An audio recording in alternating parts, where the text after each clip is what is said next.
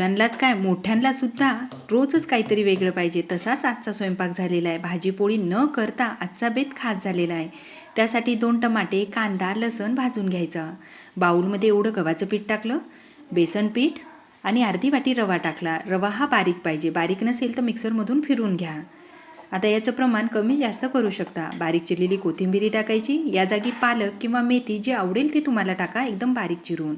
जिरं, धना जिरा पावडर, चवीनुसार मीठ, लाल तिखट, हळद, चिमूटभर खायचा सोडा टाकायचा आणि थोडं थोडं पाणी टाकून बॅटर छान असं मिक्स करायचं.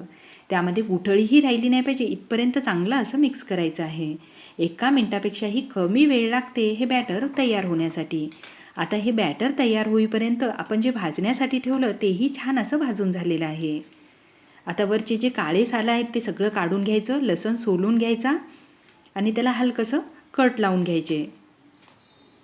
आता ही चटणी तुम्ही मॅशरमध्ये बनवू शकता आणि मिक्सरमध्ये बनवू शकता, जशी पाहिजे तशी. मॅशरमध्ये टाकून घेतलं, त्यामध्ये चवीनुसार मीठ, कोथिंबिरी, लाल तिखट, हळद, धनाजिरा पावडर आणि थोडासा गूळसुद्धा टाकला. आंबट, गोड, तिखट मस्त अशा चवीची ही चटणी बनवून तयार होते.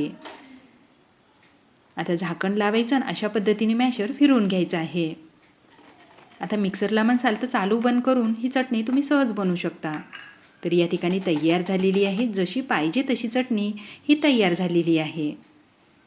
कलरही सुरेख आलेला आहे. आता चटणी होईपर्यंत बॅटर छान असं भिजलेलं आहे. चटणी तयार आहे, बॅटरही तयार आहे. आता तावा गरम होण्यासाठी ठेवलेला आहे. तावा गरम झाल्यानंतर गॅस बारीक केला, त्यावर थोडंसं तेल लावलं. लोखंडीच तावा आहे ज्यावर मी रोजच पोळ्या बनवते. 1.5 पळी बॅटर टाकलं. जेवढं पातळ बनवता येईल ना तेवढं पातळ पसरवायचं.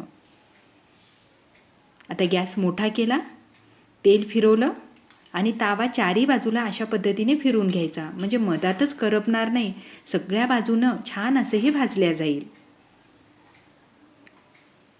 हे पहा, वरची सर्व सरफेस सुकल्यानंतर गॅस बारीक करायचा आणि सराट्याने पहिले कडा सोडून घ्यायच्या आणि नंतर मधात सराटा घालायचा आणि अलगद असं उलथून घ्यायचं. बस उलट पुलटच करायचं आणि थोडंसं तेल टाकायचं आणि या ठिकाणी भाजून तयार झालेलं आहे. तर अशाच पद्धतीने मी सगळं हे बनवून घेणार. तर खरंच आजचा बेत कसा झाला हे तुम्ही कमेंट्स करून जरूर सांगा. भाजीपोळी न करता आज मस्त धिरडे आणि ही टमाट्याची चटणी बनवलेली आहे.